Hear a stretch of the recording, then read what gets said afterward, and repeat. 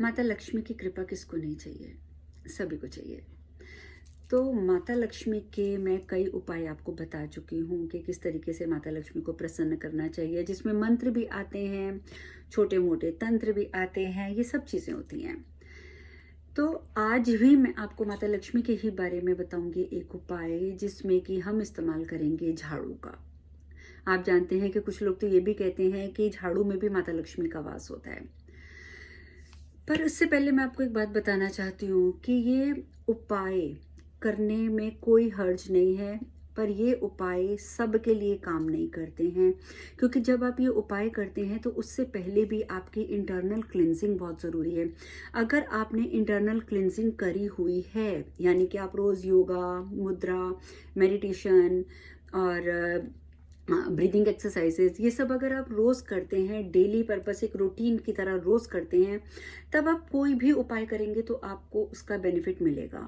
लेकिन अगर आप इनमें से कुछ भी नहीं करते और आप सोचते हैं कि बस आप सीधा जाएंगे उपाय करेंगे तो आपको उसमें सक्सेस मिल जाएगी, तो ऐसा नहीं होगा।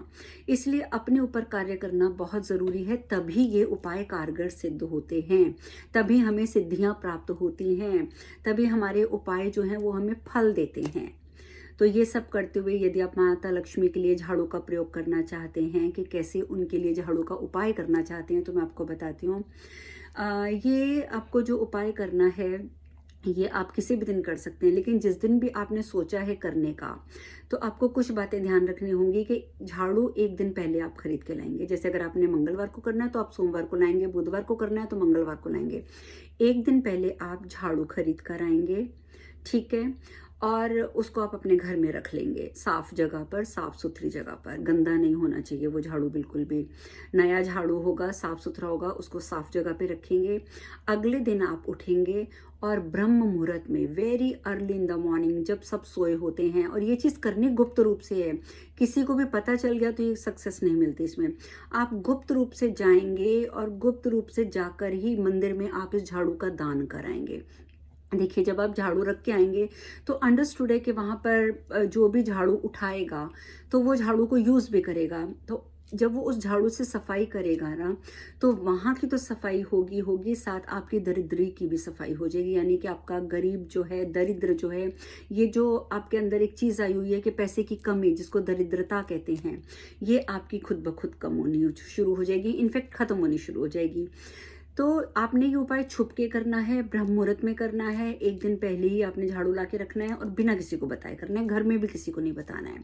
इसके साथ साथ आप एक छोटा सा काम और करेंगे कि गुरुवार को छोड़ के, यानी कि थर्सडे, बृहस्पतिवार को छोड़कर, रोज़ घर में जब पोछा लगाएंगे तो उसमें नमक ज़रूर डालेंगे। अब जैसे फॉरेन कंट्री में लोग रहते हैं, वहाँ रोज़ पोछा नहीं मारते हैं, तो आप ऐसा कर सकते हैं कि एक छोटे से बोल में पानी ले लीजिए, उसमें नमक लीजिए और अपने फ्लोर के ऊपर उसको छिड़क कर आप वैक्यूम कीजिए, या किसी भी मोप से आप उसको क्लीन कर दीजिए।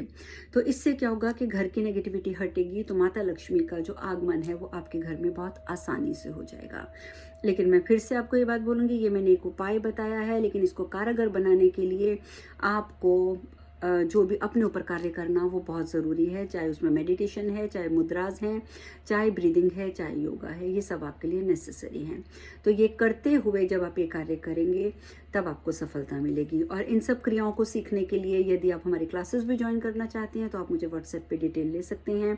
+1 571 778 7076, this is my WhatsApp number.